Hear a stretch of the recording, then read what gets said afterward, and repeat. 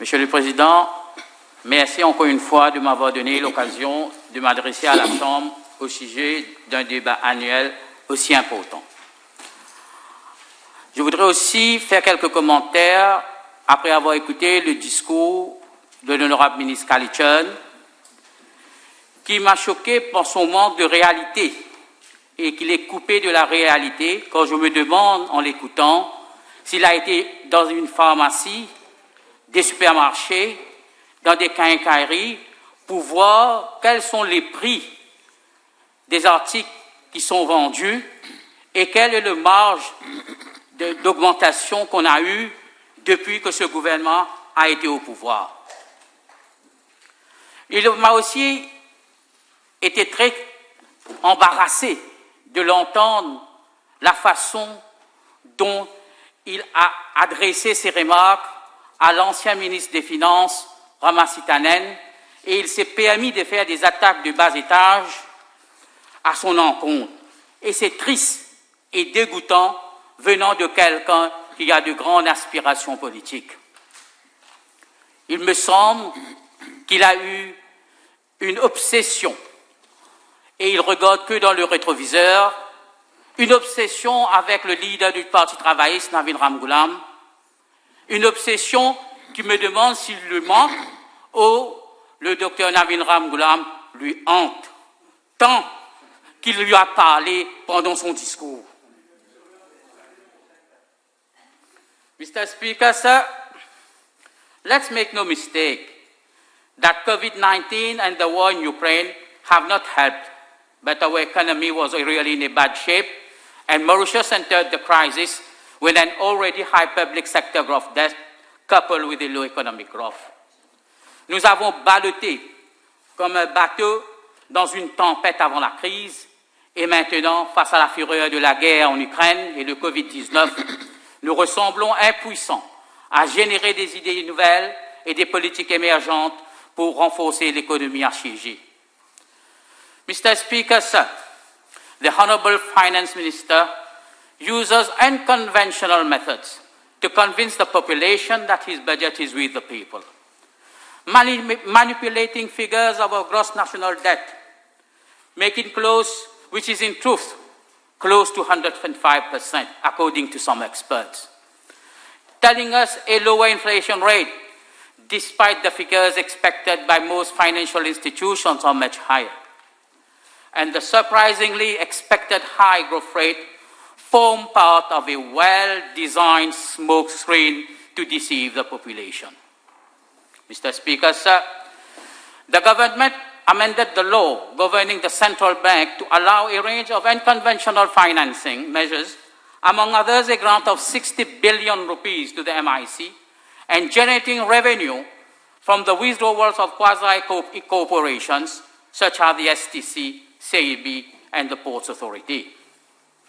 Prospective selling of the jewels of the crown with an expected 20 billion rupees, where everyone knows that the NIC and the MoBank are at their lowest value, without forgetting the 12 billion that MIC took both shares from MK. Such unconventional approach, you know, is like what, Mr. Speaker? It's like giving a gambling addict the keys to the casino, and he does full rampage. And no surprise that our central bank reserves are at an all-time low. Monsieur le Président, nous sommes tous conscients que le ministre des Finances a un penchant pour la langue de Molière, mais moi je préfère la langue du peuple. Nos enfants dormis la moitié ventre rempli. Maurice Diab Polaké, besoin des bouts. Honorable member. Yes. I have been kind so far and generous to accept some Creole in the chamber. If you read the standing order or even constitution, you would know what is the official language in Mauritius and what is language which is permitted in Parliament. You may address the House in French, but still the official language is English. A few words in Creole, or even in Bhojpuri, or even in Urdu, but translated. Beware, know where you tread. Thank you. Thank you for your advice. As I've made my point, comme j'ai déjà dit, donc, tels sont les échos qu'on entend presque tous les jours dans les coins de l'île Maurice, irrespectifs de votre appartenance ethnique ou politique, et particulièrement ceux au bas de l'échelle, mais aussi une partie de la classe dite auparavant moyenne. La pauvreté ne choisit pas ses victimes et il ne faut pas se la servir pour créer des divisions intercommunautaires. Monsieur le Président, la colère de la faim très récemment était une indication très claire du sentiment de la population et des événements qui ont suivi dans 11 régions de l'île ne peut être qu'annonçateur de ce qu'attend ce gouvernement aux prochaines élections. Ces émeutes de la faim vont déborder si les gaspillages de fonds publics avec un parfum de corruption persistent. Et je lance un appel au Premier ministre de prendre des actions nécessaires pour éviter à ce que les débats se font dans la rue. Car quand se font dans la rue, ce n'est pas joli à voir. Monsieur le Président, un gouvernement qui se dit populaire à entendre ceux de l'autre côté de la Chambre, particulièrement pendant leur discours durant la motion de censure très récemment, et ils faisaient tous allusion à un sondage de 600 personnes. Ce matin, on a entendu le ministre Kalichon, et je le reprends, que 103 claques magistrales à l'opposition. Mais malheureusement qu'il n'est pas là, je lui rappelle maintenant d'écouter les claques par centaines ou milliers venant de la colère de la rue. Populaire, vous dites, qui ne se rappelle pas de l'épisode sauve qui peut de 2 ministres à Maïbou et catapultés dans leur voiture pour éviter la colère des mandats. Qui ne se rappelle pas de la réunion qui tourne en eau de boudin à Manhattan, à Vaqua Phoenix, où je quote fine cause causée qui pas bien causée, est parti en 4e vitesse pour éviter une chaude confrontation avec les citadins. Qui ne se rappelle pas le ministre du Transport pris à partie par une foule en colère lors d'un site visit à Chemin-Grenier en mars 2021. Le vice-premier ministre, en compagnie du maire de Port-Louis, pour un constat des drains à Rochebois, et lui aussi a été le cible des habitants furieux. Et finalement, la révolte de la faim dans 11 régions de l'île par des gens désespérés et assommés par la crise sociale. Les membres du gouvernement ont soigneusement évité de s'y rendre pour des raisons très évidentes. Et comme dirait l'anglais, « What is bred in the bone will come out in the flesh ». Qui sème le vent récolte la tempête. Monsieur le Président, certains des taxes imposées sur le carburant doivent être enlevées que temporairement pour une réduction des prix des carburants à la pompe. Une réduction de 10% du prix du carburant à la pompe est très réalisable, considérant la réserve dont dispose le ministre des Finances dans les Special Funds. Sinon, pas pourquoi enlever carrément les 65 sous pour la construction d'installations de stockage de produits pétroliers par litre d'essence, la contribution de 2 roupies pour financer le coût des vaccins ou un excise duty très élevé à 12 roupies le litre. Des décisions dures, certainement, mais au moins dans un moyen terme, aider ce peuple à vivre décemment. Je fais un appel au ministre du Commerce, encore une fois qui n'est pas là, l'honorable Kalichon, car si vous n'agissez pas, vous serez reconnu à la postérité comme le père des taxes sur taxes cautionnant les augmentations successives du carburant. Monsieur le Président, quand le Premier ministre, dans une de ses sorties le 22 mai, nous dit que le prix de l'essence est plus cher aux Seychelles, à Singapour, à La Réunion, d'une roupie à 10 roupies, il s'abstient délibérément de mentionner que le salaire minimal de ces pays est au moins 5 fois plus à La Réunion et à Singapour, et 1,5 fois plus aux Seychelles. Monsieur le Président, nous vivons une situation extrêmement grave et ça doit interpeller l'exécutif, que ce soit le PIB, la dette publique, le taux de croissance ou celui de l'inflation, ou expliquer davantage et avantage le coefficient de Gini. Ces chiffres n'intéressent guère la majorité de nos citoyens. Le gouvernement peut manipuler les chiffres tant qu'il veut pour donner raison à son politique monétaire. Mais ce qui est important, pour eux, pour ces gens, que le lendemain serait meilleur. Mais hélas pour elles, au bas de l'échelle, malgré certaines prestations sociales annoncées, leur corbeille ménagère subit de plus en plus belle les cascades d'augmentation et doivent toujours continuer à lutter pour sa survie. Monsieur le Président, l'inflation pèse lourd dans le panier des ménagers, à telle peur qu'elles sont devenues financièrement fragiles avec un pouvoir d'achat très réduit et de moins en moins ressemble à un peu de chagrin.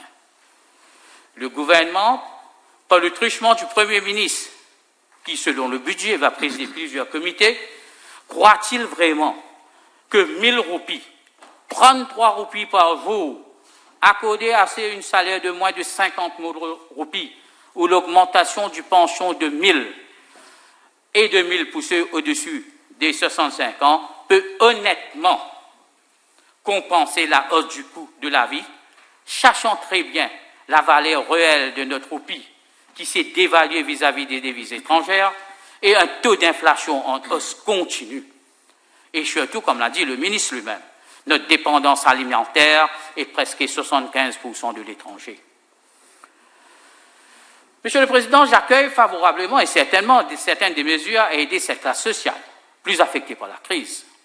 Mais cette grande disparité qui existe toujours entre ces augmentations de différentes denrées alimentaires, pharmaceutiques parmi d'autres, et l'accompagnement financier que propose le ministre des Finances n'est pas suffisant.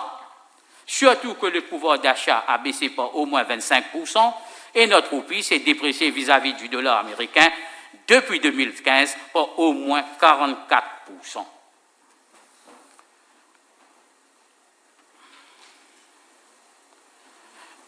Mr. Speaker, sir, I will now address the second part of my speech, which will highlight the degree of wastage of public funds and perceived corruption in the government. Monsieur le Président, la dégringolade de nos réserves dans la Banque centrale, gaspillage et détournement des fonds dont était victime le contribuable mauricien et légion de ce gouvernement depuis son arrivée au pouvoir en décembre 2019. L'affaire BAI, quand on disait que l'État, aucun sou ne serait déboursé par l'État, mais on a vu qu'il a fallu débourser 20 milliards. Le Safe City, 19 milliards, mais pas encore aidé, qui n'a pas pu aider pour au moins résoudre la mort d'un sympathisant du MSM. Air Mauritius, sans oublier les factures et salaires astronomiques de ce fameux asset stripper qui est l'administrateur d'oiseaux très rares. 12 millions à la NIC pour Air Mauritius. Le Betamax, le 6 milliards de la vengeance et de la vendetta politique. Les 5 milliards de Côte d'Or et ce faible taux de rentabilité. Je viendrai avec la santé plus tard, avec ces 1,2 milliard. Le Saint-Louis Gate et ses allégations de 700 millions de commissions, qui a déjà coûté le Marocain ministériel à un élu de la Chambre du côté du gouvernement.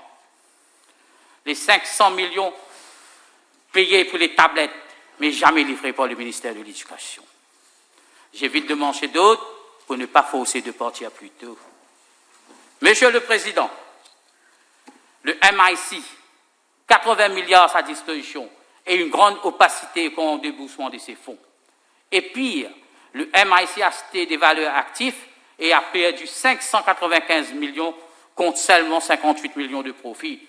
Et on vient nous dire encore que le MIC va investir davantage dans des secteurs d'avenir qui ont des projets innovants. Vous savez pourquoi ils agissent ainsi, Monsieur le Président? C'est parce que cet argent, c'est la nôtre, c'est la vôtre, c'est votre sueur. Et ils se mettent en guichet automatique pour ceux qui flairent le bon filon à l'autel du gouvernement. Monsieur le Président, le ministre des Finances n'a pas dit grand-chose concernant la nécessité d'avoir des contrôles sur des dépenses publiques. Mais il est grand temps pour un projet de loi qui aiderait à contrôler les dépenses publiques et leur redevabilité, incluant les entreprises d'État. Les anciens rapports du PAC et certes la récente sont en soi-même suffisantes pour justifier un projet de loi sans oublier les critiques acerbes de l'audit. Monsieur le Président, je vais maintenant m'adresser au département de la santé. Mr. Speaker, sir, 14.7 billion rupees for the financial 22-23, and one must not forget the extra 2.5 billion rupees requested by the same ministry and voted as supplementary expenditure only 2 weeks ago. Mr. Speaker, sir, although we all admit that COVID-19 came as a thundering blow to the system, it could not have found an easier target as the Mauritian healthcare system, which suffered from such incompetent leadership. Monkeypox, if it could talk, must be thinking to itself it is already Christmas, when it will come to procurement of tests and vaccines against its progeny if it comes to Mauritius. Monsieur le Président, je demande à l'honorable ministre s'il y a un pays dans lequel le ministre de la Santé a été accusé d'allégations aussi graves ou beaucoup moins graves de corruption et de gaspillage des fonds publics et est toujours assis sans vergogne et boulonné aux sièges ministériels et ses privilèges. Les ministres de la Santé de divers pays, dont le Zimbabwe, l'Indonésie, le Botswana et certains d'Amérique du Sud, ont dû démissionner. Et le mois, pas le dernier, le secrétaire à la Santé au Royaume-Uni a dû de faire de même après avoir enfreint les directives de distanciation sociale. Qu'est-ce qu'il avait fait? Un petit bisou à son ami. Alors qu'ici, notre ministre de la Santé n'a même pas été réprimandé pour son rassemblement social élargi avec plusieurs personnes pendant le Nouvel An et sans masse. Monsieur le Président, la gestion de la crise sanitaire par le ministre de la Santé a été pour le moins, dans mon opinion, catastrophique. Comment des gens peuvent-ils être arrêtés ou condamnés à une amende pour avoir osé manger sans leur masque, alors que lui, il organise des fêtes démasquées, sans distanciation sociale, pour chanter et hurler coucou, pendant que ses collègues mangent démasqués dans les supermarchés comme s'il était au-dessus de la loi. Monsieur le Président, ce même ministre s'est fait remonter les bretelles à 2 reprises par son propre Premier ministre. En mars 2020, quand il était venu à la station nationale pour nous dire qu'il n'y avait pas de cas de virus, de Covid, pour 30 minutes après, le Premier ministre vient annoncer à la population on a déjà eu 2 cas. Et lui-même, en décembre 2021, un refus persistant, entêté, pour ne pas donner une enquête concernant les dialysés qui sont morts à l'hôpital de Suyac.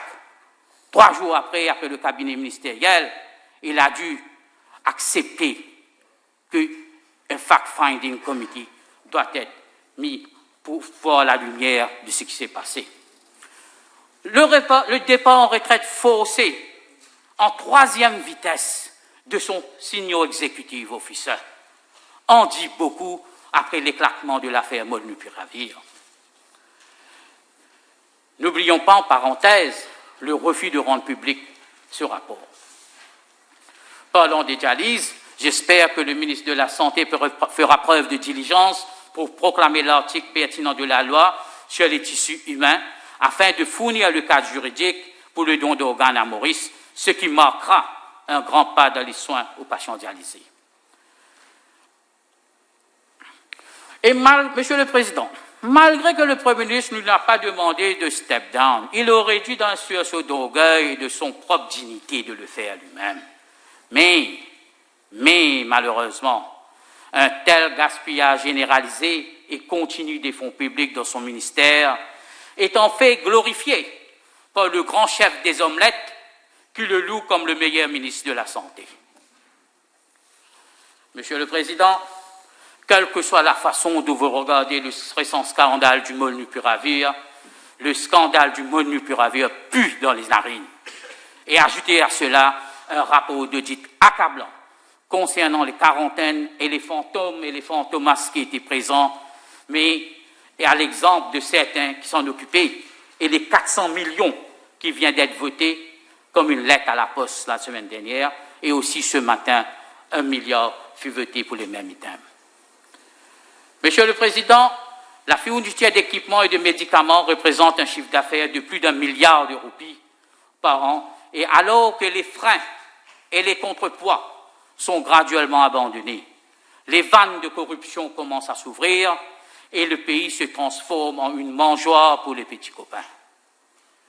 Monsieur le Président, le High Level Committee que avait présidé le Premier ministre n'avait rien vu concernant ce grand changement de prix du molnupiravir. Et il fallait bien sûr qu'une enquête soit initiée. Et l'enquête a été initiée. L'enquêteur n'est autre que l'ICAC, et la suite de ce tragique feuilleton n'est pas si difficile à savoir. Monsieur le Président, le scandale ne concerne pas les distributeurs CPN. Il ne s'agit pas de 80 millions de roupies. Cela concerne plus grave le mécanisme qui est mis en place au ministère de la Santé pour garantir aux bénéficiaires une navigation fluide vers l'enregistrement. Cela commence par 5 choses à ce ministère. Le premier, on modifie les lois. Le deuxième, on se faufile dans les réglementations. Le troisième, on conçoit des appels d'offres sur mesure, donner des licences ici et en refuser à d'autres. Le quatrième, on veille à ce que le sommeil profond de l'Office des marchés publics ne soit pas perturbé. Et cinquièmement, cela se termine par des institutions complaisantes au Eben Triangle qui viennent à la rescousse quand les coupables sont pris en flagrant délit et s'assurent que le dossier est en sécurité dans un tiroir profond.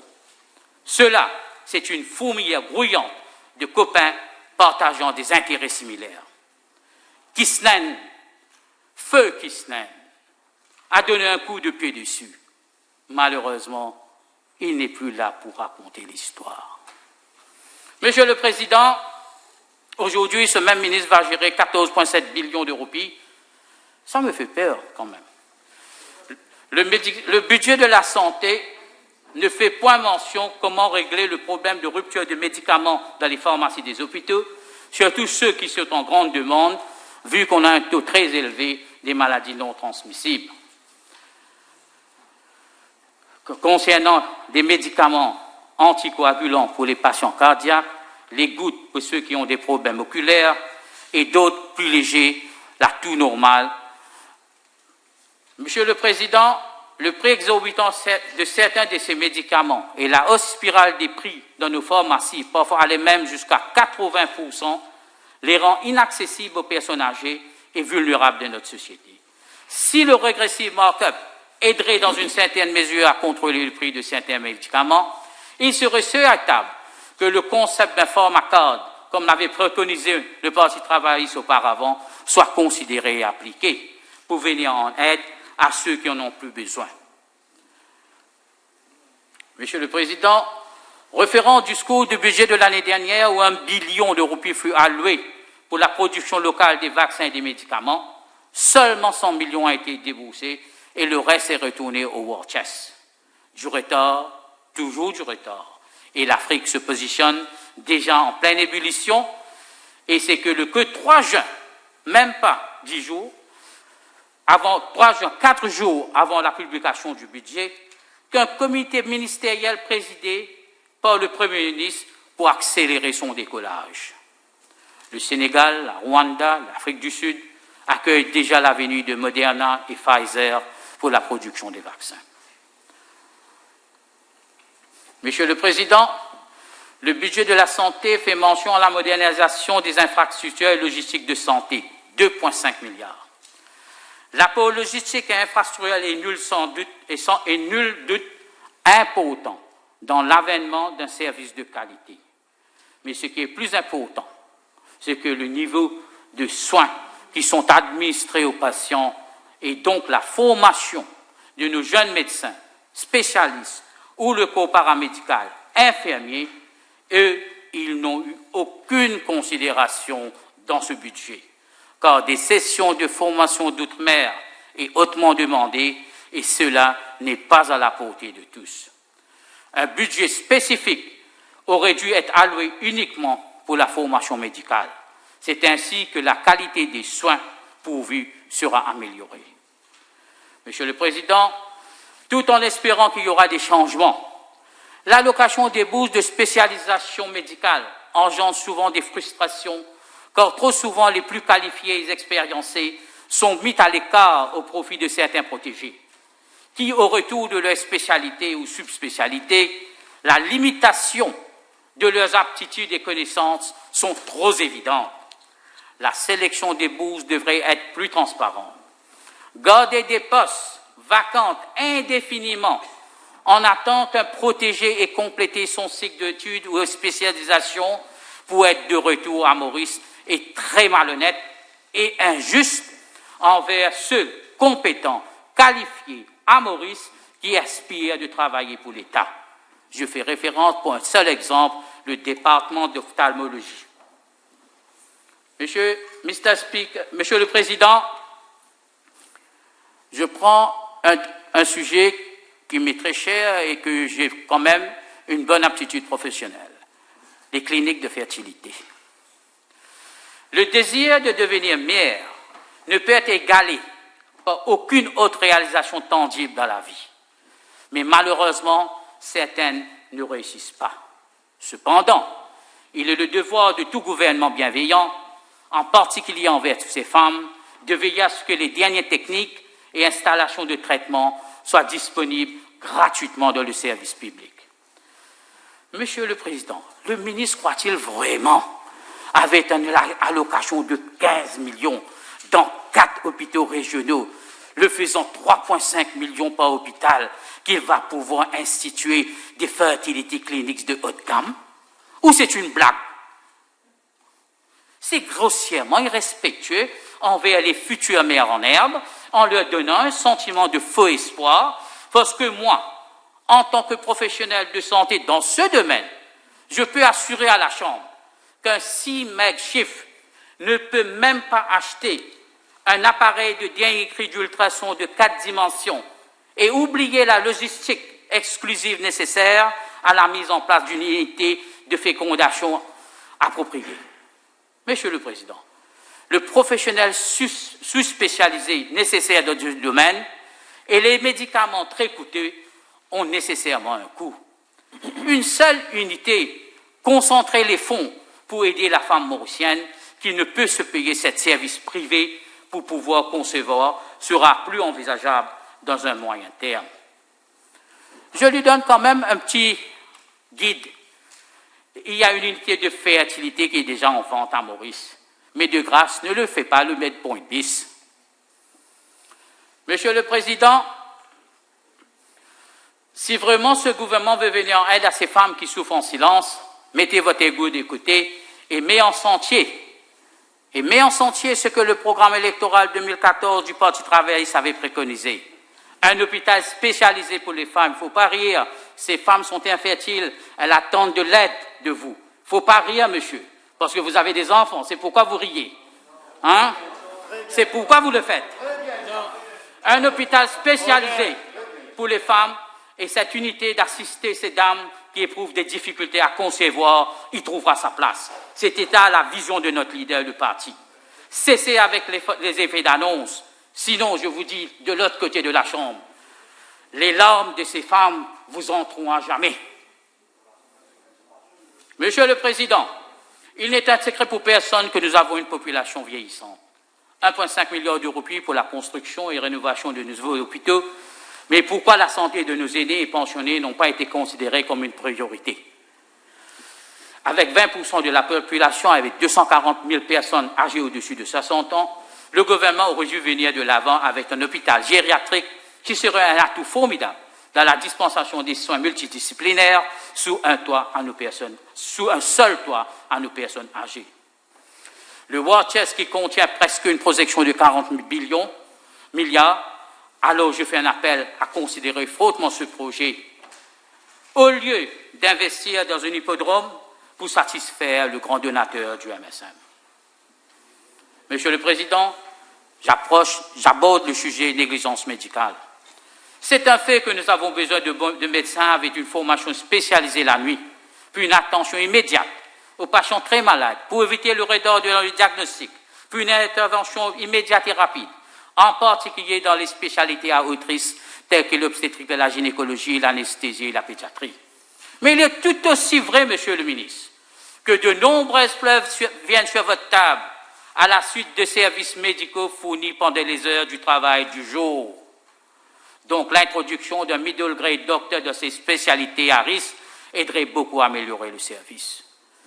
Monsieur le Président, bien que le concept d'avoir des docteurs pleinement formés en spécialité avec des aptitudes spécialisées de garde la nuit soit dans la bonne direction, le ministre doit aussi être proactif afin d'encourager les jeunes spécialistes à être employés avec une supervision adéquate. Un certain nombre d'entre eux, comme vous le savez, travaillent soit en tant que des spécialistes intérimaires ou simplement en tant que médecins généralistes. Et il ne faut pas guette figure pour les employer comme spécialistes. Monsieur le Président, je ne peux m'empêcher de commenter la façon de diminuer les plaintes pour négligence médicale présumée. Augmenter le personnel va bien sûr aider, mais l'aspect crucial d'une complainte médicale est dans la prise de décision et dans la qualité des soins. Notre niveau de performance doit être nivelé par le haut plutôt que par le bas avec une formation continue. Et les contrevenants habituels, même s'ils sont vos proches, vos amis, l'ami de vos petits copains ou copines, ne doivent pas être promus face à l'adversité, mais plutôt supervisés et recyclés. Monsieur le Président, je fais un appel au ministre des Finances et de la Santé de reconsidérer le projet datant 2016 d'une suite neuro-interventionnelle dont le budget a été réalloué au Covid-19, car le coût de la mise en place d'une telle soin d'unité est minime par rapport à ce qui est gardé en réserve dans le trésor de guerre. Il suffit de garder à l'esprit le nombre de jeunes ayant des lésions cérébrales graves ou un accident cardiovasculaire qui finissent par mourir, et je parle des jeunes qui n'ont que 35 à 40 ans. Nous sommes un pays à fort risque de maladies cardiovasculaires, à fort risque de diabète, du diabète. Donc ces gens finissent par mourir à cause du manque d'installation de pointe dans ce domaine dans nos hôpitaux. Monsieur le Président, je note aussi que 1,1 milliard de roupies sont destinées à la vaccination supplémentaire, malgré la faible demande et utilisation de la 4e dose, qui n'a pas pris de l'ampleur et n'a non plus été approuvée par l'OMS comme obligatoire pour l'ensemble d'une population. L'honorable ministre doit s'assurer que le Committee of Needs accepte cette nécessité apparente et donne des détails précis quant au coût des vaccins. Monsieur le Président, et Dieu nous en préserve, si le fameux Emergency Procurement au ministère de la Santé commence à rouler pour la préparation de la variole du singe, alors nous sommes dans une haute récolte exceptionnelle pour les garçons aux yeux bleus qui fourniront le vaccin IMVAM. L'abreuvoir au ministère de la Santé et le petit copain continueront à servir de plus belle leur appétit insatiable. Avant de terminer, je voudrais dire quelques mots sur le Basic Widow's Pension, qui fait la une des débats, ici et ailleurs. Je salue la reconnaissance tardive des mariages religieux pour l'obtention des Basic Widow's Pension. Et un grand merci à tous ceux qui, d'une façon ou d'une autre, pendant des années, ont contribué à que cette injustice soit corrigée. Monsieur le Président, il faut aussi être très prudent à ne pas tirer avantage de la réparation d'une faute, car vous avez eu plus l'obligation que la nôtre de le faire en regardant l'injustice que le MSM avait commis 35 ans auparavant, par l'abrogation de la Muslim Personal Law. Monsieur le Président, pour prendre au vol les 3 salutations islamiques ou coraniques, je ne sais pas, exprimées hier par l'honorable Raoult, je lui dirais qu'il ne faut pas oublier les plaies et les blessures de ces mêmes personnes et religieux qui lui a téléphoné jadis quand ces mêmes personnes, leurs proches, avaient été déshabillés, des hadiths retournant de la Mecque, déshabillés à l'aéroport de Plaisance. J'espère que l'avenir donnera encore une fois à ce gouvernement l'occasion de faire réparation à ces regrettables incidents.